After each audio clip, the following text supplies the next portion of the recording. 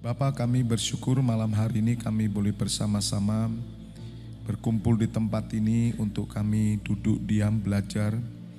Bejana kami diisi supaya kami bisa mengerti perjalanan rohani yang sedang kami alami kerjakan ini, khususnya visi 2033. Biar kami belajar sesuatu yang esensi, sesuatu yang penting, sehingga membuat kami tidak berlambat-lambat, tetapi kami boleh berlari dengan cepat sesuai dengan kekuatan yang Kau berikan bagi kami, percepatan yang dari Allah, karena kami menantikan kedatangan Putra-Mu Yesus Kristus.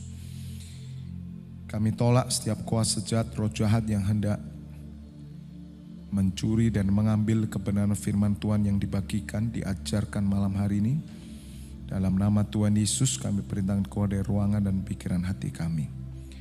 Roh Kudus, urapi kami semua, urapi hamba-Mu ini. Sampaikan pesan-Mu bagi kami. Kami sambut firman-Mu malam hari ini di dalam nama Tuhan Yesus Kristus. Mari Bapak Ibu Saudara yang siap mendengarkan pesan Tuhan bersama katakan amin. Ya, puji Tuhan. Kiranya saudara-saudara kita yang tidak bisa hadir mungkin karena halangan atau masih ada dalam perjalanan, karena perjalanan yang macet bisa tiba dengan tepat dan yang di rumah bisa mengikuti dengan baik. Bapak Ibu Saudara, yang pertama kita akan review kembali, tolong gambar tentang rancangan besar Allah. Untuk membawa kita masuk di visi 2033, mari kita ingat selalu gambar rancangan besar Allah. Ada? Supaya kita semua mengerti bagaimana rancangan besar Allah sehingga kita tidak sampai salah dalam jalan yang kita tempuh. Ada ya gambarnya?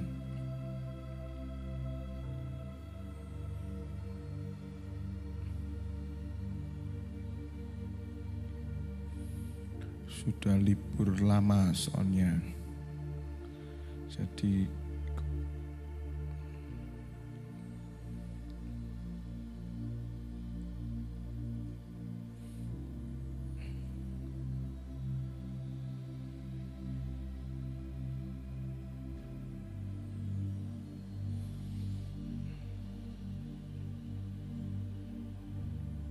ya.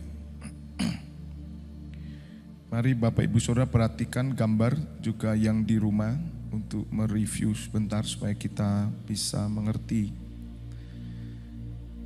Jadi perlu Bapak Ibu Saudara fahami keberadaan kita, ya, orang percaya itu ada di perjanjian baru dan menuju ke zaman yang baru. Dan kita harus faham bahwa kita sedang menantikan langit baru dan bumi baru. Sebagaimana pujian yang kita nyanyikan, lihat tanda zaman, itu harus dipegang kuat. Orang Kristen tidak boleh keluar dari pakem ini.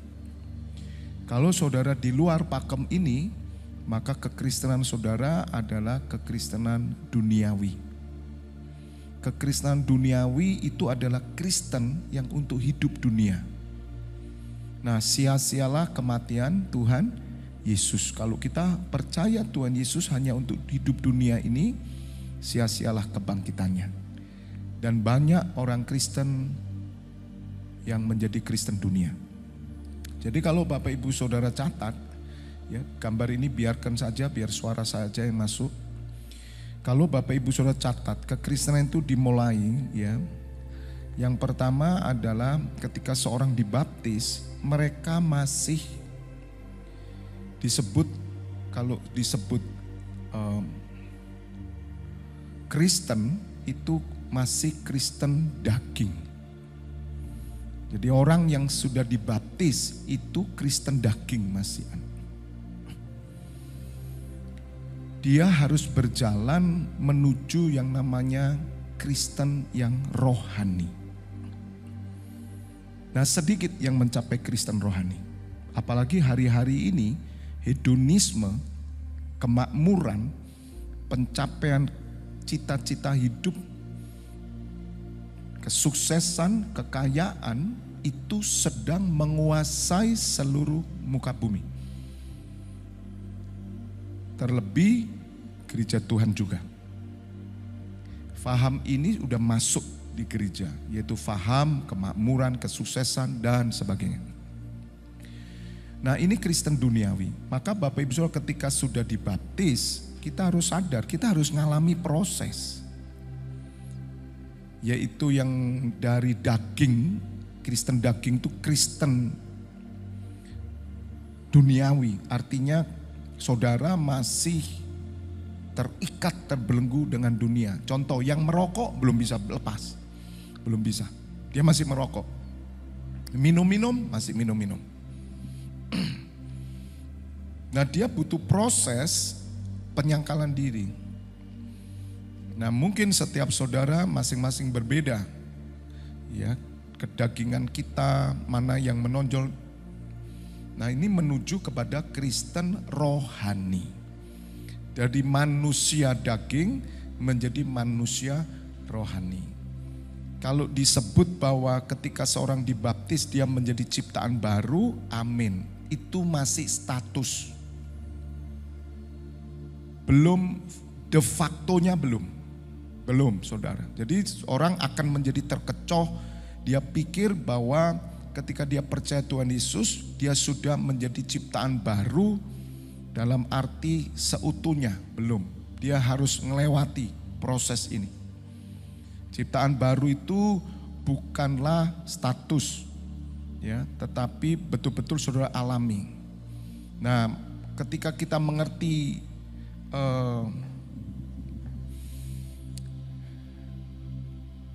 bagian ini, maka saudara akan bisa mencapai yang disebut manusia rohani. Karena goal kekristenan saudara menjadi serupa dengan Kristus. Ya, nah ini yang saya katakan. Jadi manusia daging kita itu masih kuat. Nah, kalau saudara sampai hari ini belum bisa mengatasi manusia daging, saudara masih Kristen duniawi. Kristen duniawi dia sulit sekali mengerti hal-hal rohani. Dia sulit sekali mempraktekkan hal yang rohani. Pengetahuannya ada, tapi dia tidak bisa masuk ke sana. Ya, masuk menjadi Kristen yang benar-benar roh, bukan Kristen duniawi. Kristen duniawi dan Kristen rohani bedanya adalah ke arah mana hidupnya, tujuannya mana. Kristen yang tujuannya dunia itu Kristen duniawi.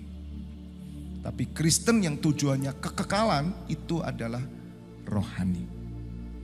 Bedanya di sana. Kalau saudara masih berkutat di dunia terus, ya saudara masih Kristen duniawi. Dan harus bertumbuh ke Kristen rohani. Makanya Rasul Paulus berkata bahwa manusia lahiriaku semakin merosot. Tapi manusia rohaniku harus semakin naik. Ya. Tolong dibuka dulu aja lah supaya ya mereka lihat saya juga di rumah. 25 tahun loh saudara saya. Kalau saya masih Kristen duniawi, saya tidak bisa mengajar saudara. Kalaupun saya bisa mengajar, itu hanya ilmu pengetahuan teologi saja. Tapi bukan kehidupan roh. Dan orang yang hanya pengetahuan tidak pernah tahan. Satu kali dia jebol, tidak akan kuat. Sebab daging itu tidak bisa campur sama roh. Makanya untuk menjadi Kristen rohani keputusan, pilih sekarang, ikut Tuhan atau ikut dunia. Tuhan Pak, total sudah Tuhan. Terus gimana Pak? Ya kamu kerja untuk Tuhan berarti. Kamu hidup untuk Tuhan, titik. Bukan Tuhan untuk pekerjaan, Tuhan untuk dunia.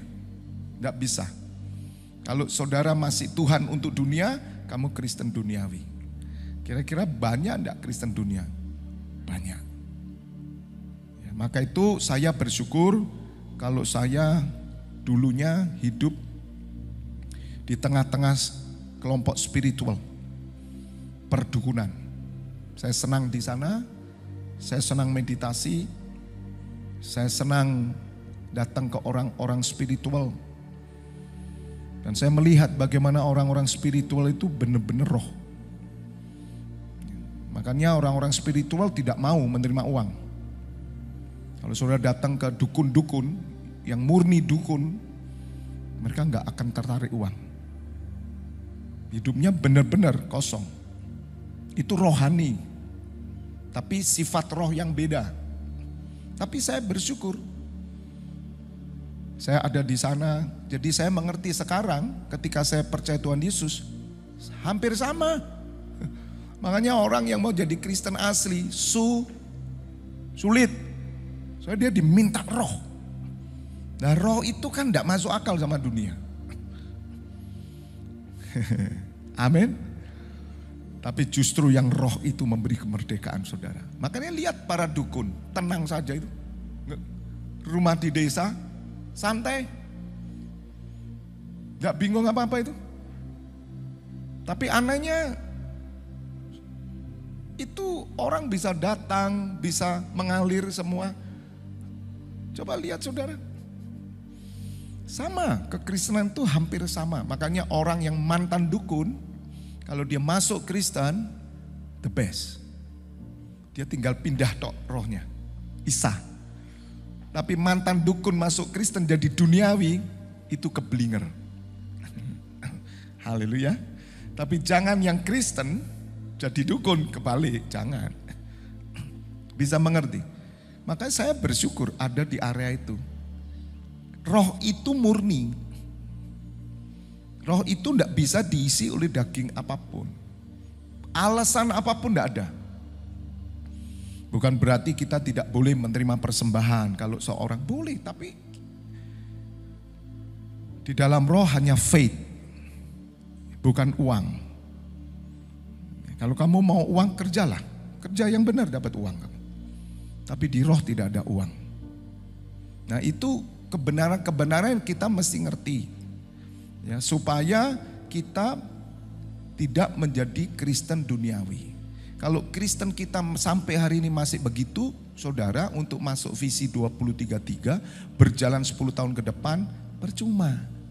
Sampai nanti 10 tahun ke depan aku lihat kamu tetap sama seperti 10 tahun yang lalu. Saudara, saya 25 tahun yang lalu orang lihat saya dengan hari ini berbeda. Ini Pak Agus saksinya. Pak Agus tuh melihat lahir saya, lahir baru.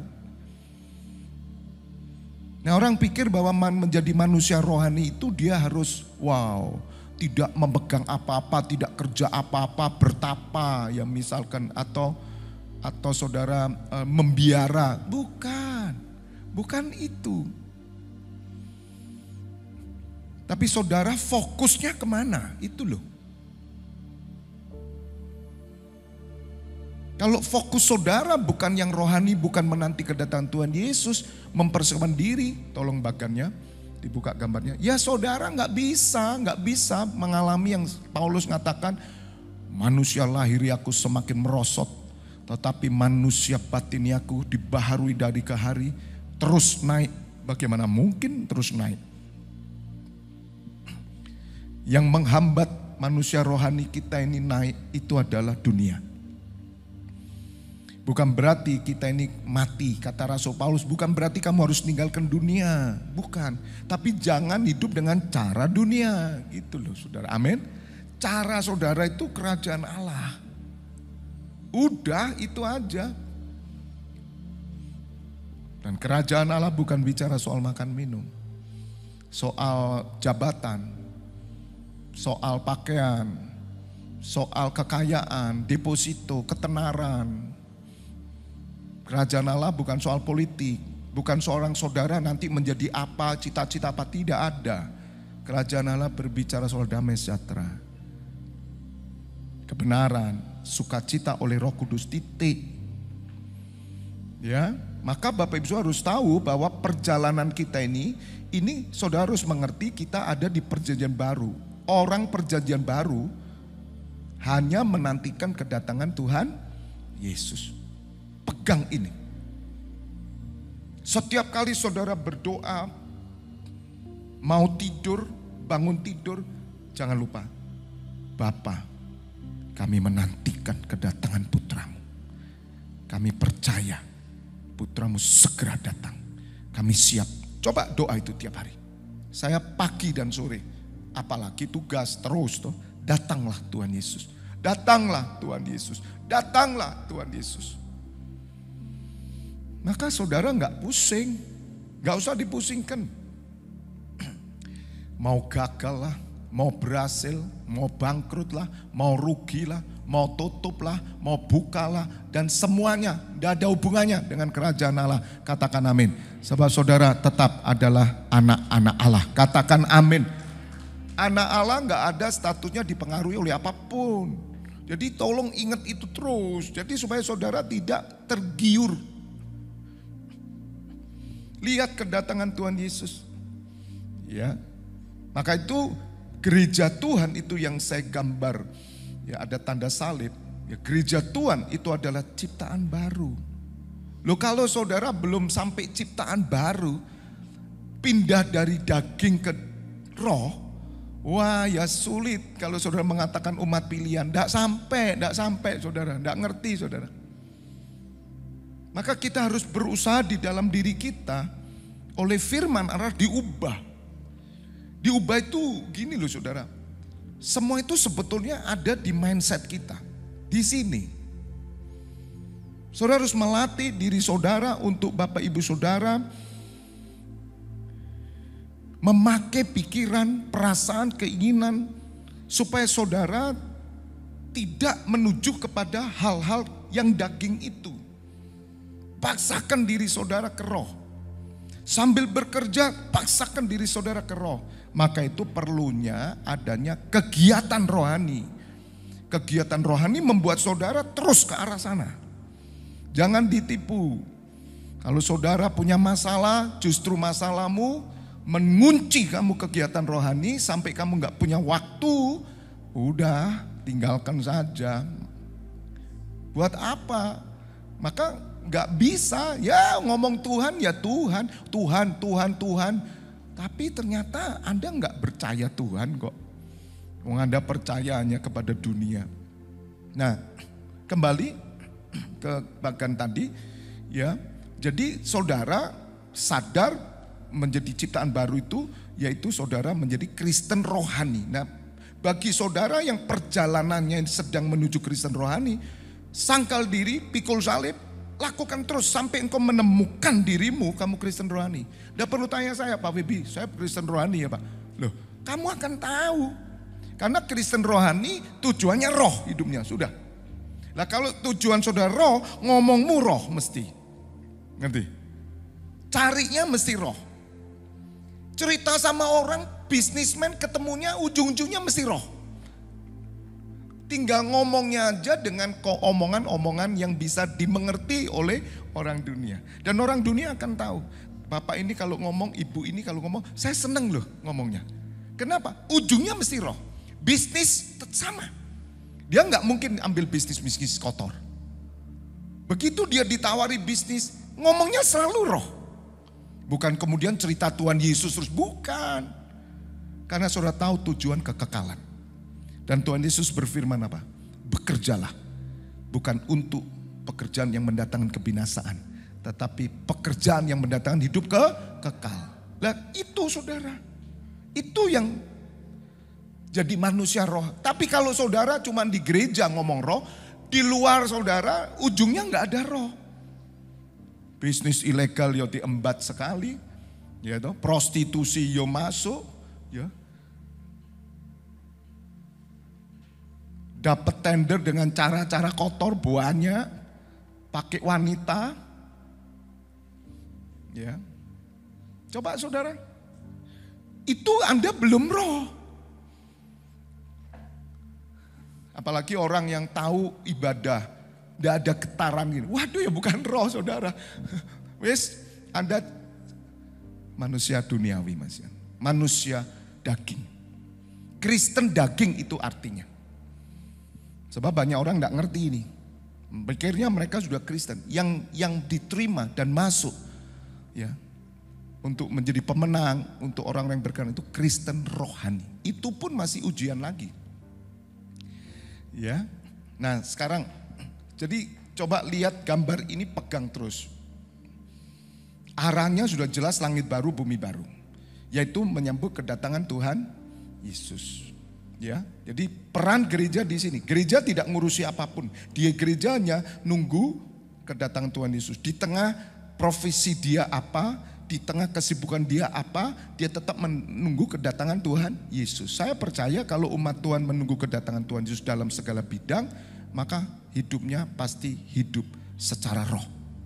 Tidak ada saudara orang-orang profesional atau apapun yang mereka memfokuskan diri pada kedatangan Tuhan Yesus, kemudian dia sampai terbawa arus oleh dunia, tidak mungkin. Nah, kembali sudah. Bapak Ibu Saudara, sebelum saya tunjukkan bagaimana Tuhan Yesus sendiri harus berjalan kepada manusia rohani, ya, karena Tuhan Yesus harus mengalami ujian. Makanya saya cuma mau ingatkan nih untuk perjalanan visi tahun 10 tahun ke depan. Sekali lagi Rasul Paulus berkata, aku tahu kamu hidup di dunia, tapi jangan pakai cara-cara dunia. Ya.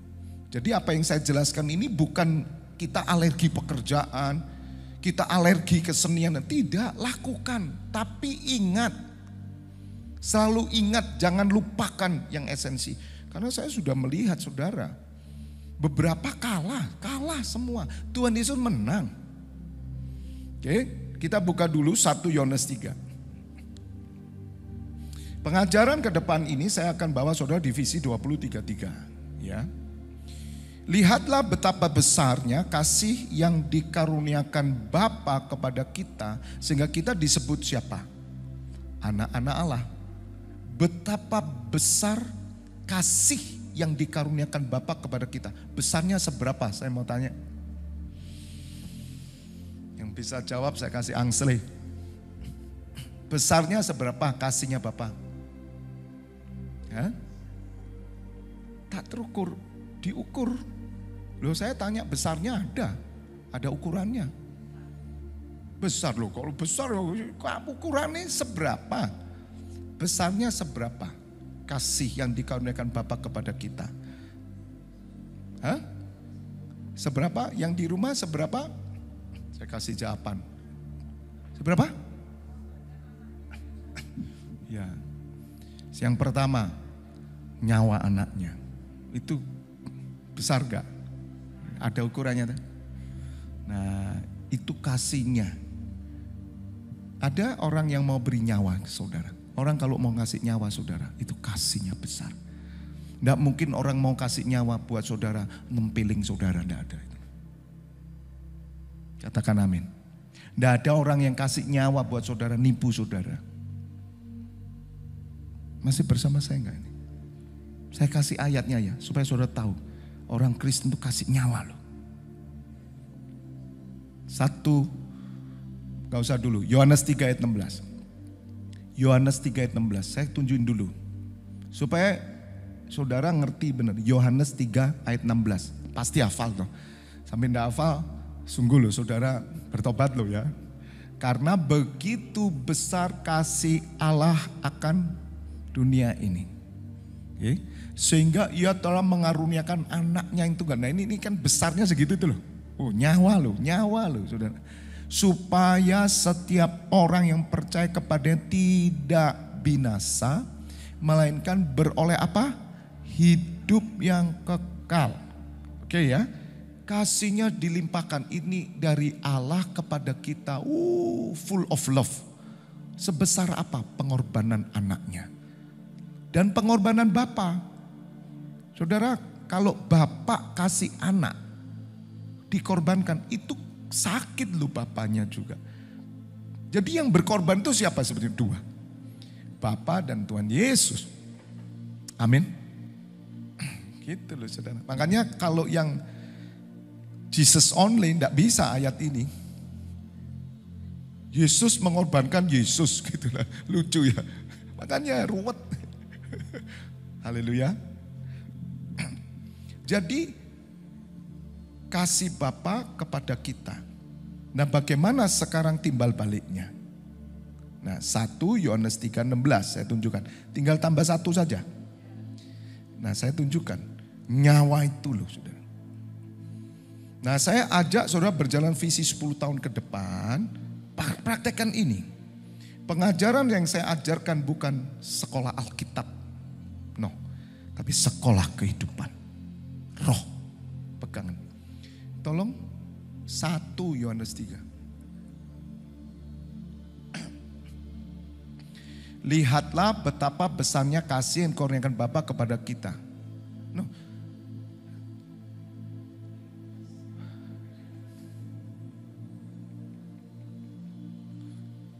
Media harus ikut loh ya. Harus ngikuti, jangan bingung, nanti nggak belajar rugi kamu. Demikianlah kita ketahui kasih Kristus. Nah, oke. Jadi ayat Yohanes 3:16 sadari dulu, hafalin. Kasih Bapa, kasih Kristus dahsyat dalam hidupku. Nah kita tahu, udah tahu nggak sekarang? Udah melek nggak? Udah ngeh nggak?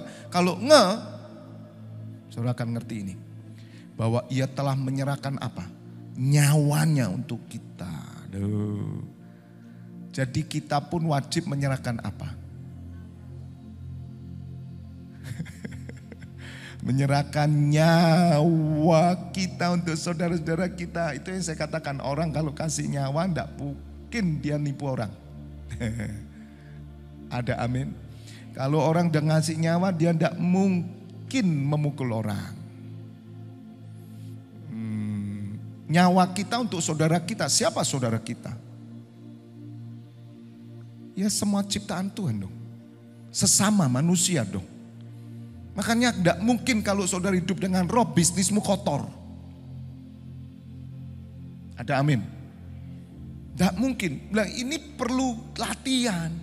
Latihannya gimana? Ya latihan secara pikiran dan hati perasaan kita, jiwa kita diarahkan terus ke firman ini. Bener ya? Orang kalau udah ngasih nyawa, gak mungkin tempeling orang. Apalagi istrinya. Kalau sekarang suaminya. Suami diusir, ditempelin. Ada KDR. Saya tuh bingung ya, KDRT dulu itu kan dari pihak laki ya. Sekarang dari perempuan. Perempuannya jago gulat soalnya. Jadi yang pria yang lapor sekarang. Pulangkan saya ke rumah ibuku. Loh ya hari ini gitu. Jadi rupanya sudah terbalik. Haleluya. Karena pria-pria sudah loyo sekarang. Tapi pria Kristus tetap semangat. Amin. Jadi kita pun wajib menyerahkan nyawa kita untuk saudara kita. Coba pikirkan, gimana saudara menyerahkan nyawa? Kalau saudara tidak mempunyai kerinduan menantikan kedatangan Tuhan Yesus. Seberapa besar kasih Allah? Yaitu sebesar nyawa anaknya, ukurannya. Makanya saudara pun yang sudah manusia rohani akan masuk ke sini. Sejak saya percaya Tuhan Yesus, saya mengerti ayat ini. Saya sebetulnya tidak mampu melakukan ayat ini. Nyawa ya saudara. Tapi kita berusaha. Artinya Tuhan mau. Nah, hiduplah dengan kasih yang aku berikan. Makanya saya tidak bisa tidak ngampuni orang. Karena saya sudah diampuni. Loh, nyawa aja nyerahkan kok. Memberikan pengampunan sulit kan gak mungkin saudara. Amin. Saya tidak mungkin lagi untuk menekan orang, mengelabui orang, membuat orang rugi itu tidak bisa. Kalau dulu bangga saya. Misalkan ya makan di warung, salah ngitung itu rezeki saudara. Ya toh zaman dulu toh, berapa Pak? 25.000. Oh ya padahal habisnya 100.000. Loh iya, salah ngitung. Zaman dulu kan gitu. Malah sama teman-teman ngambil kacang ditaruh depan seret gitu sudah biasa ya. Itu kan kita enggak ngerti karena gitu loh. Tapi ketika kasih mengalami kasih Kristus. Orang dunia ada yang baik-baik toh. Tapi dia pernah mengalami kasih Allah? Belum. Makanya saya memberi pelajaran di 7 pedang. Bagaimana kasih itu? Kalau orang mengalami kasih Tuhan, maka orang ini bisa memberi kasih.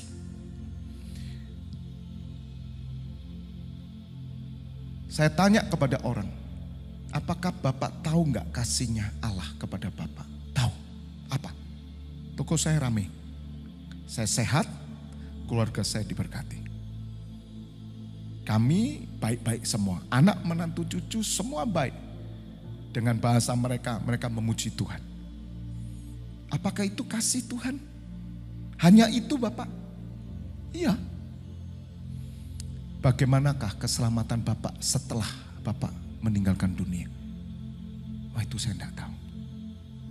Apakah kasih Tuhan hanya tertuju kepada hal duniawi? Bagaimana kehidupan selanjutnya Bapak? Saya tunjukkan kasih ini saudara. Kalau saya punya Allah yang mengasihi saya Pak. Karena kematian anaknya menanggung dosa saya. Dan saya menerima kasihnya itu. Itu rahasia kasih saudara. Tapi iblis mengubah kasih itu sudah menjadi duniawi. Ukuran kasih selalu dunia. Ukuran kasih selalu uang. Makanya tidak heran penyembahan orang Kristen. Minta maaf, tidak semua orang Kristen. Tidak semua gereja saudara. Yang saya tahu, gereja-gereja Presbyterian, gereja-gereja kuno, Injili, tidak. Karena semua pengajarnya rata-rata Injil. Mereka cuma jangkut jiwa, jangkut jiwa. Kemiskinan tetap jangkut jiwa. Tapi minta maaf, perkembangan gereja yang Pantekosta, karismatik, saudara diputar balik. Mereka menyembah dengan tujuan dunia.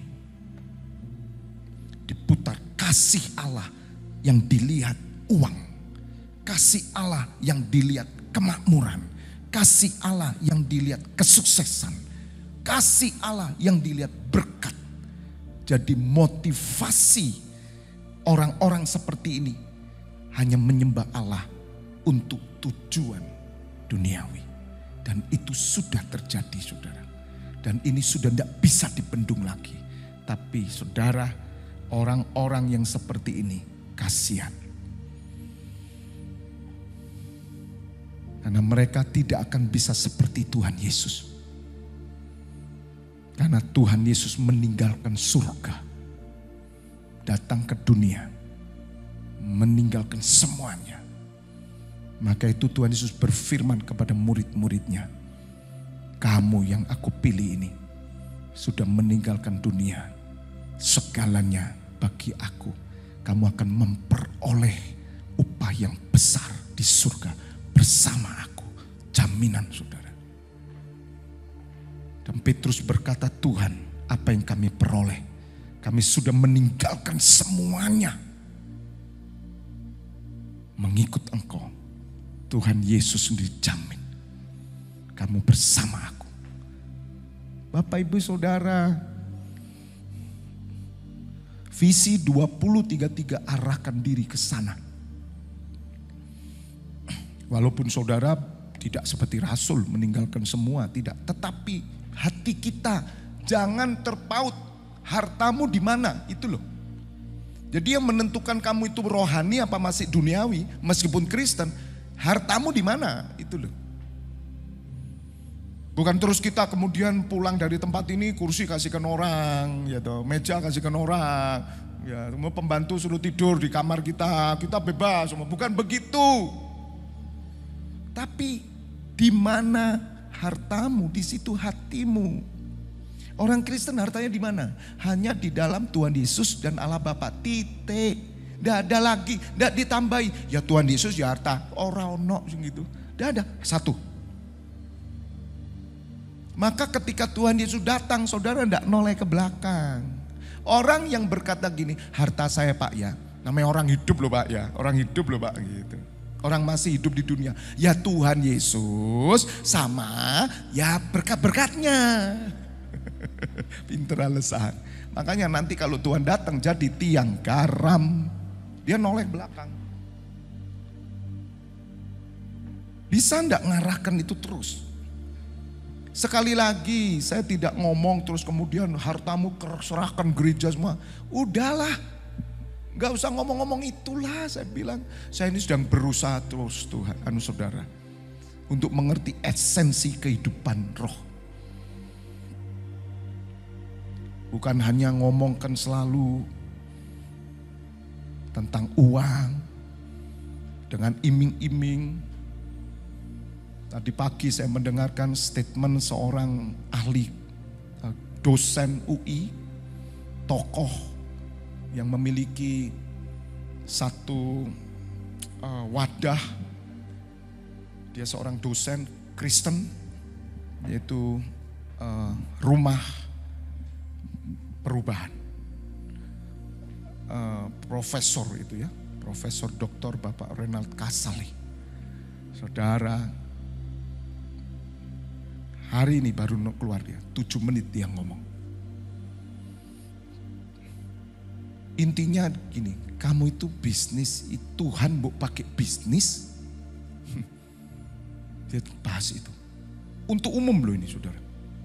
Karena dia melihat kerohanian udah diputar balik. Dia ngomong Tuhan untuk dapatkan dunia. Lihat saudara, dengarkan saudara, nanti saya kirim linknya ya, dia itu. Loh ini ngomong umum loh. Dan dia udah katakan, jangan begitu. Kalau kamu mau yang Tuhan, Tuhan itu gak ada hubungannya duit, tapi faith, iman. Wah saudara, ini sudah visi 2033 ini, amin. Udah ini muncul nanti saudara, dia bilang bahkan tokoh-tokoh agama, bukan Kristen dia bilang.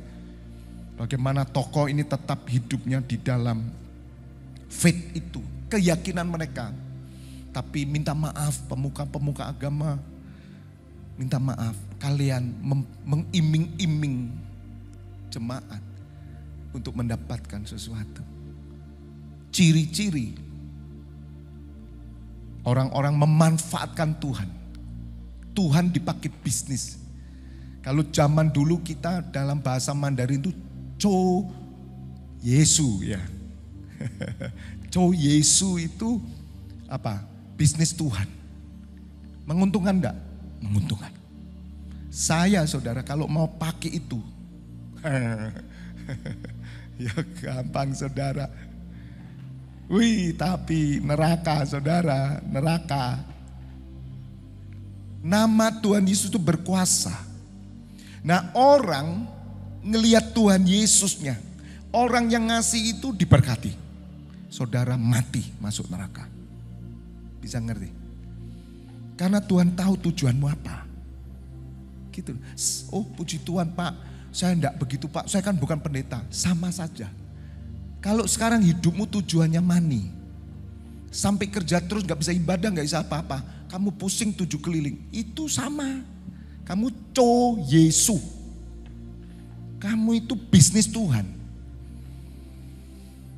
Nah Bapak Ibu Saudara kembali, saya mau nunjukkan ini supaya saudara mengerti.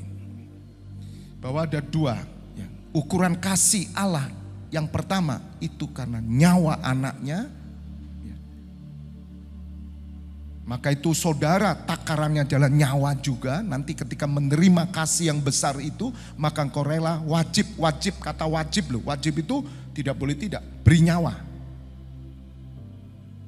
Dan yang kedua ukurannya seberapa besarnya kasih Allah. Sebagaimana 1 Yohanes 3 ayat pertama, lihatlah betapa besarnya kasih yang dikurangkan Bapa kepada kita. Sehingga kita disebut anak-anak Allah.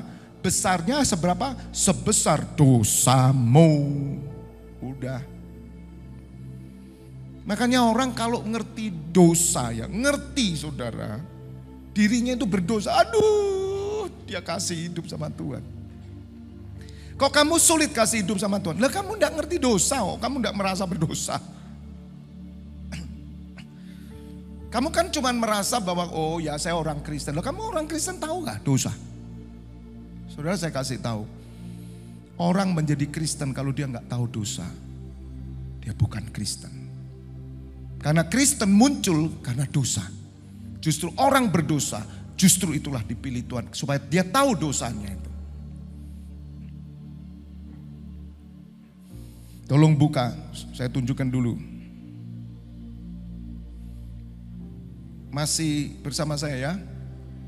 Nangkap ya? Pelan-pelan ya. Supaya Bapak Ibu Saudara ngerti kebenaran ini.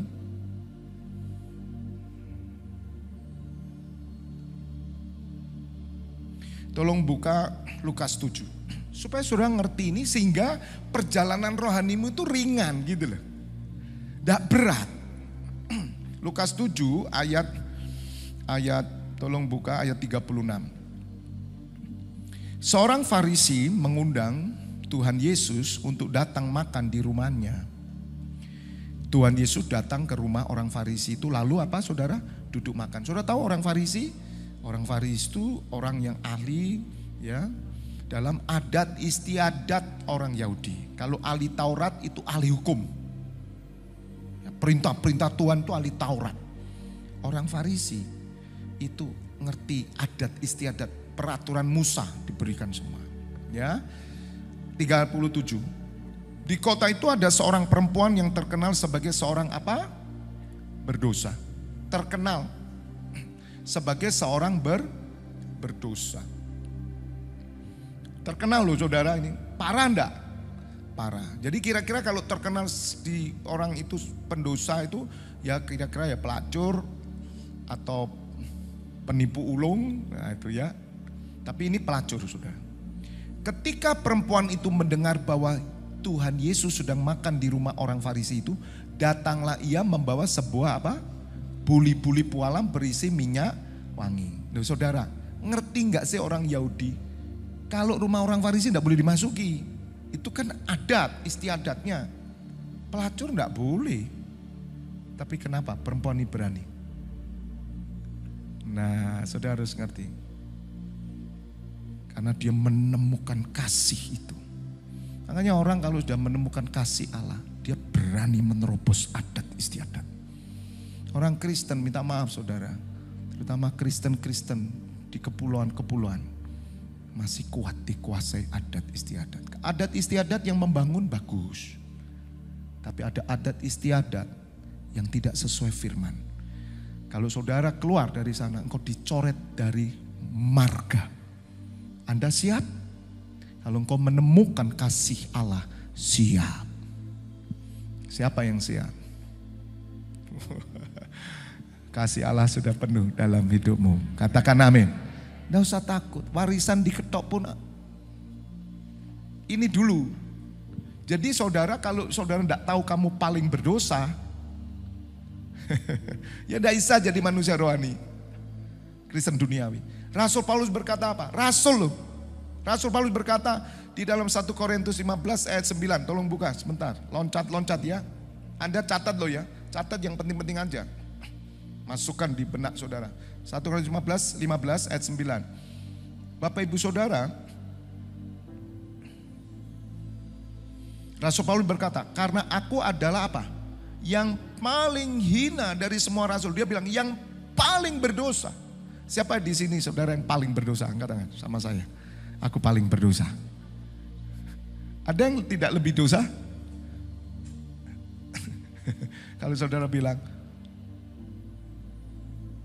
banyak yang berdosa ya. Kok gitu ya? Saya enggak itu. Saudara bukan Kristen pasti. Haleluya. Tambah tola-tola kayak Mr. Bean. Terus kemudian saudara keluar pelan-pelan bilang, waduh tempat ini tempat pendosa. Enggak apa-apa. Dari pendosa menjadi pendoa. Harus ini, kuncinya di sini. Waktu saya tahun 98 menemukan kebenaran ini. Saya berkata, Tuhan, aku orang paling berdosa. Paling hina dari semua rasul, bahkan tidak layak disebut rasul sebab aku telah menganiaya jemaat Allah. Kembali ke ayatnya tadi, ke Lukas 7.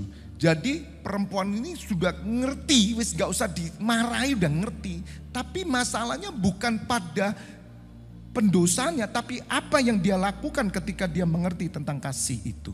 Dan dia sudah melihat bahwa inilah Mesias. Ini yang aku tunggu yang bisa bebaskan aku. Saudara, waktu dia terima Tuhan Yesus, andai kata dia langsung dibaptis, dia masih terkenal pendosa loh. Yang ngerti katakan amin. Dunia tidak bisa menolak. Di dunia tidak bisa bilang, oh itu sekarang jadi pendoa. Tidak. Dia masih pelacur itu. Dia keluar dari pertemuan itu, orang masih mencibirkan, bahkan minta maaf, meludah. Najis. Itulah proses menuju manusia rohani. Kalau saudara tidak kuat di sini, kamu gagal. Dan orang Kristen banyak yang gagal. Diludahi, marah saudara, orang ngajar. Ya, ngamuk tuh, orang ngajar.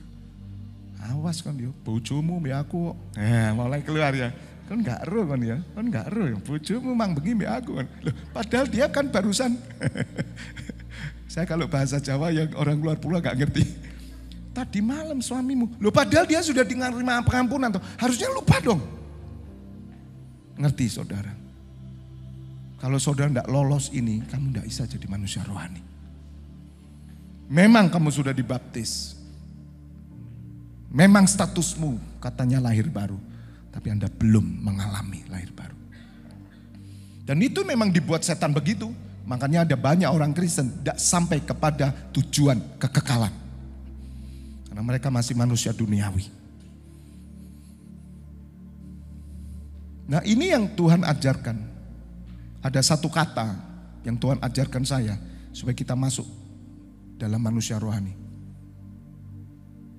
Membayar. Katakan sama saya, 1, 2, 3. Membayar. Anda harus bayar. Wanita ini mungkin maybe usianya 25. Kira-kira dia jadi pelacur mungkin 10 tahun, dia harus bayar, saudara. Bayar sampai lunas. Bukankah Tuhan Yesus sudah membayar di lunas? Itu masih de jure. De jure itu secara hukumnya oke, hukum roh, tapi de factonya belum masuk ke kamu. Sebab kamu ndak nerima.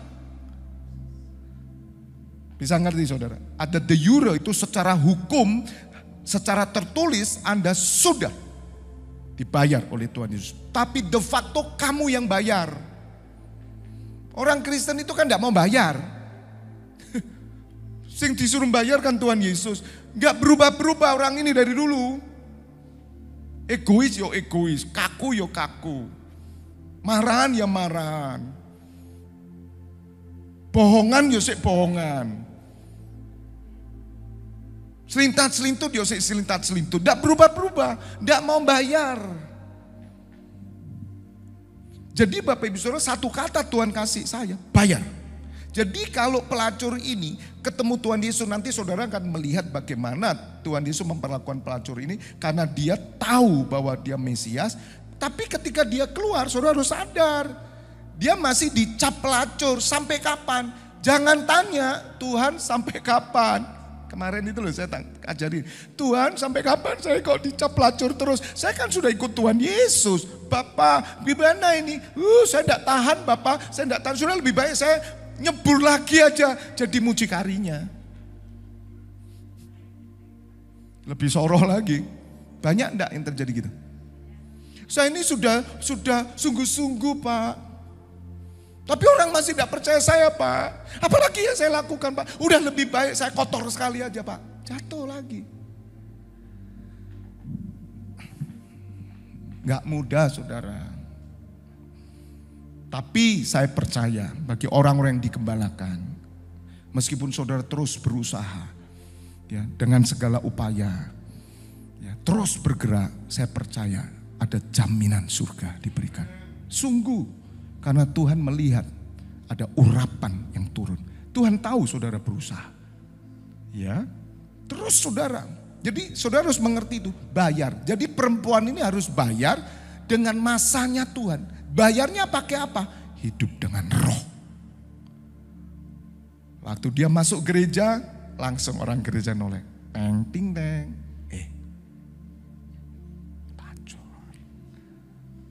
Bayar. Jangan gini. Gereja brengsek.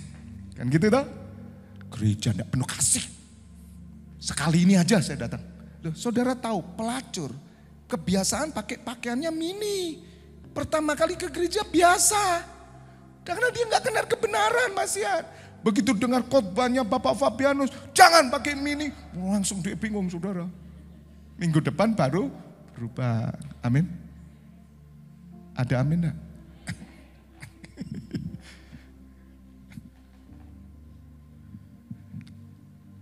Jadi Bapak Ibu Saudara harus ngerti bayar itu. Makanya visi 2033 nabur itu bayar.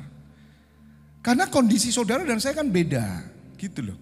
Nah mungkin di antara Bapak Ibu Saudara ada yang mengalami apa yang saya katakan. Ada yang sudah manusia rohani enak. Itu pun masih saudara harus punya risiko. Kalau nanti saudara sudah manusia rohani, sudah kenal kebenaran, tiba-tiba Anda mungkin terpleset, bayar. Jangan takut, Anda akan dicemooh. Tidak apa-apa, jangan marah. Waktu saya dulu bertobat, puji Tuhan saya tidak terkenal seperti perempuan ini. Saya tidak punya nama jelek gitu. Tapi kan ada teman-teman yang punya nama jelek dong. Suka nipu orang, main perempuan, main laki-laki. Mata keranjang, ada semua. Terkenal, suka minum. Kemudian orang ini dijamah Tuhan. Apa yang dia harus lakukan? Dia bingung, gak ada jawaban. Ditekan, ikut pria sejati. Seneng toh, bangkit. Yes, sudah ikut pria sejati. Keluar dari pria sejati, dia ngalami tekanan. Teman-teman minum datang semua. You jangan gitu kamu sok rohani mau jadi pendeta apa kamu? Ayolah minum sekali-kali. Gak apa-apa lah. Gak ngerti. Dia pikir bahwa, oh iya minum enggak apa-apa, pasti selamat kok juga. Loh, kan ajaran sekali selamat tetap selamat katanya Pak. Bisa ngerti saudara? Makanya penting sekali pengajaran gini. Kalau saudara enggak saya ajar gini, enggak ngerti-ngerti. Kalah kamu. Ya bersyukur kalau hidupmu sudah baik, enak. Saudara enggak ngalami proses paling-paling ya perpindahan dari manusia duniawi ke rohani. Ya butuh adjustment sedikit. Tapi mulai juga sangkal diri, mungkin karakter-karakter yang buruk. Tapi kalau saudara sudah terkenal gimana? Jadi bayar. Jangan takut membayar. Asal saudara lakukan sungguh-sungguh pada masanya Tuhan. Orang akan berkata bahwa engkau benar anak-anak Allah. Amin. Meskipun dosamu sebesar apapun. Mereka akan kagum karena ada Tuhan Yesus dalam hidup saudara. Amin. Itu yang terjadi. Itu saksi. Sudah terkenal pelacur. Sudah terkenal loh ya. Datang ke rumah temannya. Bertobat. Loh. Kamu pelacur. Nyuruh obat aku. Belum masanya kamu ngomong. Jadi kadang kita ini kepedean. Saksi boleh. Tapi jangan paksa orang. Kamu belum beres paksa orang. Orang kan guyu tok saudara, belum nampak buahnya.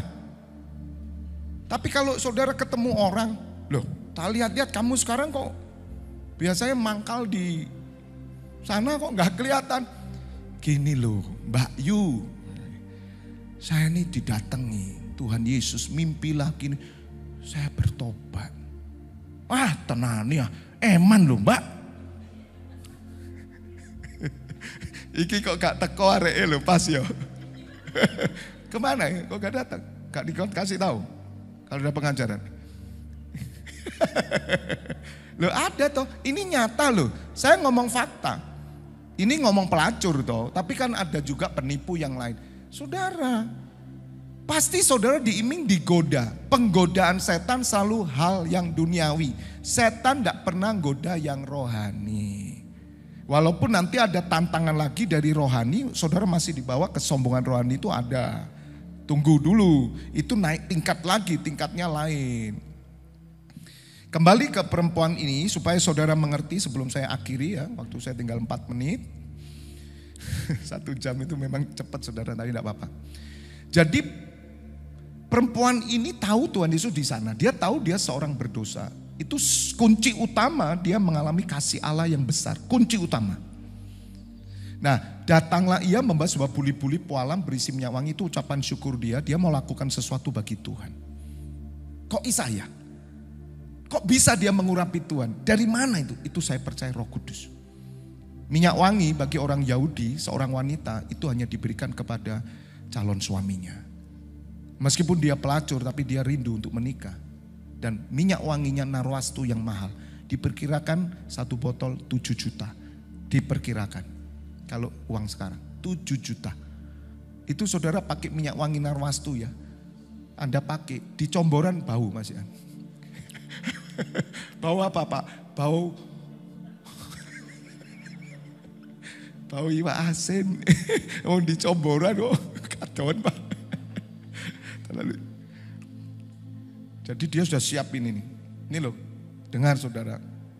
Orang-orang yang sadar dirinya berdosa, dia punya persiapkan diri untuk Tuhan. Dia pasti punya. Sesuatu yang berharga dia akan berikan. Seperti saya dan semua saudara. Semua hamba Tuhan. Dia punya sesuatu yang berharga hidupnya. 38. Sambil menangis, ia pergi berdiri di belakang Tuhan Yesus dekat kakinya. Lalu apa saudara? Membasahi kakinya, kaki Tuhan Yesus dengan air matanya. Saudara, wanita itu nekat. Itu enggak boleh, najis itu. Nah Tuhan Yesus, dia yang terkenal sebagai nabi pada waktu itu. Guru. Tuhan Yesus duduknya itu kan bukan dengan kursi ini. Seperti lesehan kalau orang Yahudi itu makan sama-sama. Kakinya selonjor gitu dia langsung duduk. Dia menangis. Kakinya Tuhan Yesus dibasahi dengan air mata. Dan menyekanya dengan apa? Rambutnya. Ini hal berharga semua saudara. Kemudian ia mencium kakinya dan meminyakinya dengan minyak wangi. Kenapa enggak jijik? Itu Tuhan Yesus kakinya kotor loh. Karena tidak dicuci Tuhan Yesus waktu itu. Dan saudara tahu tempat itu tempat penuh debu. Karena masih belum ada keramik. Belum. Jadi penuh. Kenapa enggak orang Jawa bilang gilo? Saudara, kalau kamu nemu kasih Tuhan, enggak ada gilo. Aneh enggak? Saya tuh doakan orang pecah kepalanya. Berdarah di ICU, di RSSA. Di situ saya belajar. Karena kasih yang menguasai kita. Membuat kita udah kehilangan sense. Gilo itu sudah. Sense apa saudara? Rasa sungguh. Orang-orang yang di level atas itu bisa turun ke bawah. Kan aneh. Itu kasih Allah. Sama perempuan itu. Tidak jijik. Memang itu saudara. Karena urapan Tuhan. Dan saya mendoakan ibu. Percaya Tuhan Yesus ibu. Saya bilang. Karena saya dipanggil teman saya. Pak tolong doakan ini Pak. Dan akhirnya meninggal saudara. Bukan orang Kristen. Dan di situ saya belajar. Pak Febi kok gak gilo ya, orang bilang begitu sama saya. Pak Febi luar biasa loh, deketi itu padahal pecah berdarah. Kalau bau yang payudara pecah, ya kanker biasa. Itu sama Billy tuh ya, doa nol biasa, baunya itu biasa saya bilang. Loh, oh ya karena Pak Febi kan calon dokter dulu, bukan. Karena kasih Kristus. Haleluya. Amin, amin. Ngerti? Bisa enggak milih-milih saudara.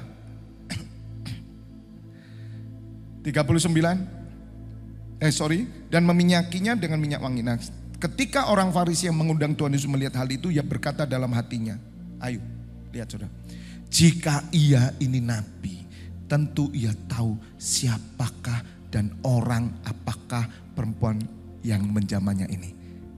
Tentu ia tahu bahwa perempuan itu adalah seorang berdosa. Lalu Tuhan Yesus berkata kepadanya, minggu depan saya lanjutkan. Haleluya. Amin. Udah habis, Rek. Ya ini resiko 1 jam, tapi tidak apa-apa. Yang penting sampai 10 tahun sama saya. Bapa di surga, kami bersyukur malam hari ini kami terus Kau ajar. Biarlah minggu depan kami mau belajar hal ini supaya kami mengerti perjalanan 10 tahun ke depan ada perjalanan rohani dan hanya bisa dijalani oleh manusia rohani, Kristen rohani. Kristen duniawi sulit sekali untuk bisa berhasil.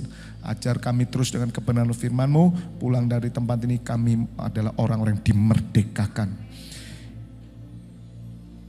Kami mengucap syukur, hamba kembalikan segala pujian, hormat, kemuliaan hanya bagi-Mu dan bagi putramu Yesus Kristus serta Roh Kudus selama-lamanya. Pulanglah Bapak Ibu Saudara saat ini, terimalah berkat Tuhan. Di dalam nama Bapa, Putra dan Roh Kudus. Yang sudah diberkati bersama katakan amin. Sampai bertemu minggu depan, semangat terus.